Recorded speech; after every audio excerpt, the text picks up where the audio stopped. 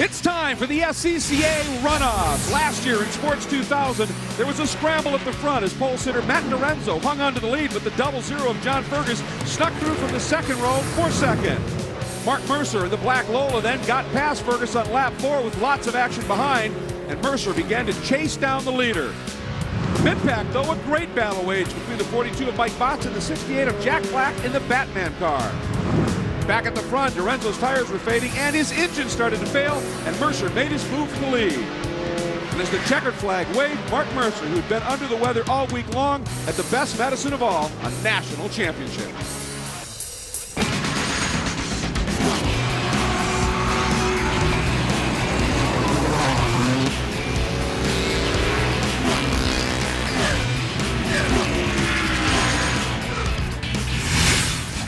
Mark Mercer was indeed super here at the Runoffs last year, winning the gold medal in Sports 2000. He's been equally strong in his division this year. He is the Rocky Mountain Division champ with a couple of wins. He comes back to defend and has to be considered the favorite. Now you'll notice there are some... 1964, the Sports Car Club of America decided to adopt a Runoffs format to determine their national champions. This is the 44th running of their national championship runoffs and the second year from Heartland Park, Topeka. Today, the 27th running of Sports 2000. Hi, everybody, and welcome to the 2007 SCCA National Championship Runoffs presented by AT&T, the second year here at Heartland Park, Topeka. I'm Greg Kramer, joined by Danny Binks in the booth. We have John Bizignano and Sandy Hang covering all the action down in the pits. And Danny, I just mentioned that last year was the first time here at Heartland Park. It was a new track for those folks last year, but this year in many ways, brand new again. Right, they've changed the places that they thought were issues last year. And the biggest changes are obviously in turn 1 and turn 2, you're carrying a lot more speed into turn 3. And then also coming down to the turn 9 area, these cars are somewhat like 50 miles an hour quicker through that section. In some of the classes, we're seeing lap times almost 10 seconds faster than last year. Pretty impressive stuff. Now, let's take a look at the category. The category is sports racing. Sports 2 is right in the middle of it. Yeah, Sports 2 here is flat-bottom race cars, purpose-built. This class uses a 2-liter Ford engine, and all these cars are within a few horsepower. So the big deal is how they get through the corners with the body pieces and stuff that we've seen in the past. And driving talent plays a big role. And speaking of driving talent, I know there's some great drivers down in the pit lane. Biz? Well, Greg, right now you're looking at the beautiful number 75 car that belongs to David Ferguson. It is one of the 2 Van Diemens in this race. Now, the reason you know the name Van Diemen is because of their multiple success in the lower formula cars, but they've had very little success in the Sport 2000. Strangely enough, the car has just won the championship in England. They're going to try very hard to make a statement here. Let's go down to Sandy Hang. Well, as you're watching the cars roll off the grid, the number 91 is mid-pack, Richard Leslie. He's somebody you definitely want to keep an eye on. He's a dark horse in this race. Yes, he hasn't been that successful this year, but he's a silver medalist here in D Sports Racer. He knows how to claim a podium position here at the Runoffs, guys. All right, thanks. And 18 laps of action in each of our national championship contests coming your way here on Speed. And when we come back, the lineup in the green in Sports 2. Up front, defending champ Mark Mercer, put it on pole. 4-time champion John Fergus second. You see Botts, very strong runner Nick Mancuso, Hardyman Scully, a number of the people that we talked about. When we get there, you're going to see the number 35 qualified 15th. He's had a problem. He will not be able to start this race. He actually qualified 15th. He won't be able to take the green flag. Now, I wanted to ask you, Danny, we saw at the top of the show those little plexiglass side skirts on the top ends of the cars, and never used to see those in Sports 2. What about this track makes those so interesting? Well, these big fast corners are really fast and they slide sideways. That's why they use those fences. So, do you have something to biz? Well, actually, I wanted to make a note of Mike Scully, who's qualified 6th. Very good for him. He's very responsible for much of BMW's racing in North America, both the sedans and the Formula BMW racing car itself. He has struggled in these championships in the past. 6th, look for him for coming towards the front. Sandy. We have several first-timers here at the Runoffs, and one of them is number 25, Mike Johnson. He's starting near the back of the pack, and it'd be safe to say he's a little bit of a nervous Nelly, but he's a great driver, and he just wants to stay out of trouble and have a fun first Runoffs. And he says he's really driving against himself. Just good, fast times, stay out of trouble, and have fun, guys. you can see right now they're driving through some of the speedy dry on the track. It looks like somebody must have oiled down the track a little bit in maybe the warm-ups this morning. Yeah, obviously they're giving him a little extra time on the track to clear that up. So we'll be watching that number 25 Rick Johnson coming up through the pack. And this track, very, very tight. Obviously, they've made those changes, more high-speed sections on the track, but getting these cars to stick in corners, it's all about downforce here, isn't it? It is all about downforce. They're not getting very much off the bottom of these cars. They get it all off the top. So that's why they have these skirts. When the car slides sideways, the skirts work. When they go down the straightaways, because they're limited power, those wickers or fins don't slow them down going down the straightaways. All right, and there's some of the unique looks of really large variety of different chassis and body styles. There's the Van Diemen.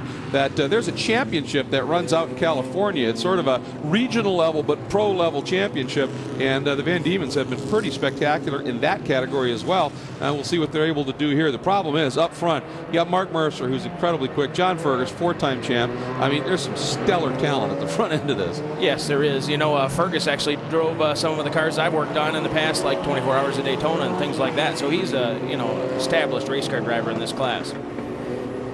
Actually, is a former Sports 2000 Pro champion back in the days when they had a national pro tour.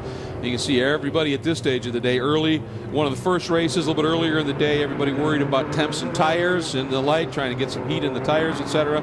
And we get the report, lights are out on the pace car indeed. So they're into the section of the track we call the autocross, which means we're coming up to the last couple of corners, and we're about to go green with our first national championship to be decided in 2007. Great looking field of very closely competitive cars, and we're looking forward to the green flag. Here we come. This is the second to the last turn. You can see these sections, these last three corners, very, very tight.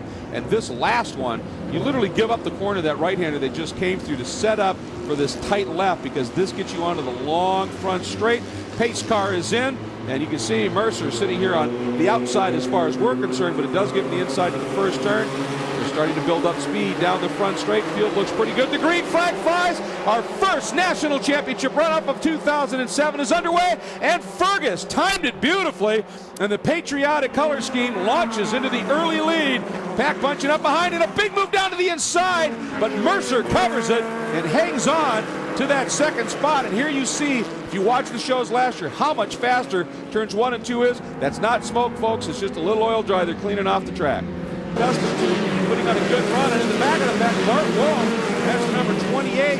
He's got company on the inside. Third spot right now, so having a good run for him at this stage. Now let's check in with Sandy Hang. I'm with Chris Helt right now, who's the crew chief for Mark Mercer. You know, that was quite a move. Looked like he had him, and then Fergus slammed the door. What do you think we're going to see the rest of the race? Well, I think it's going to be a tight race the entire session between John and Mark. They're both excellent drivers. They both know how to drive. Any secrets up your sleeve? Drive hard. Both of them know it. There's not much else to it. Okay, that's Chris Helt. He's the crew chief for Mark Mercer. Well, you got to wonder. There is a story behind this shocking yellow paint job of Sterling Ellsworth's car. You see, he just got his novice permit, his first race, on the first lap, and he had a problem. The steering arm broke, flew off the track into a pond. Hence, the yellow submarine was born. You know, it's kind of funny you do the yellow paint job, but that kind of was a scary deal, wasn't it? It was scary. I was frightened initially, but once they got me out of the puddle, I realized I was having so much fun, I just couldn't wait to get back in the car the next day. And check this out. Sterling has a sense of humor. He's got paddle shifting stenciled on his car.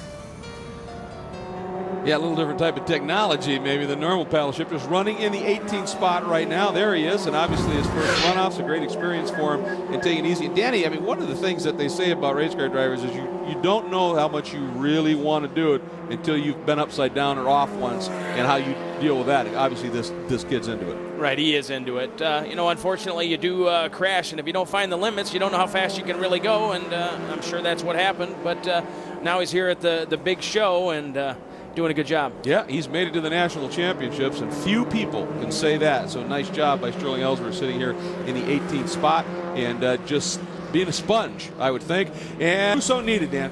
Yeah, you might have.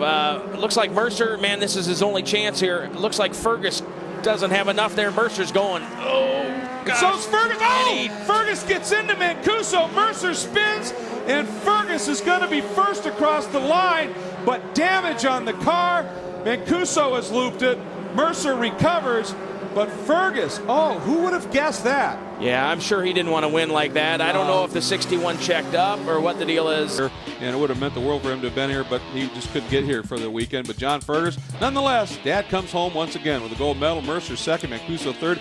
Botts held on to a lonely fourth, and then those great battles. Messenger fended off Hardiman, Wolf fended off Sherwood, and Leslie got around Scully late in the going and was able to make the pass. So just some great racing throughout the pack, good battles everywhere, and it was really a lot of fun. Unfortunately for the 75 of David Ferguson, he could have maybe been well further up the order, but for that problem. Now let's get down to San's fifth gold medal in Sports 2000. And for Nick Mancuso, you will live to fight another day, and you're going to be a front runner, my friend.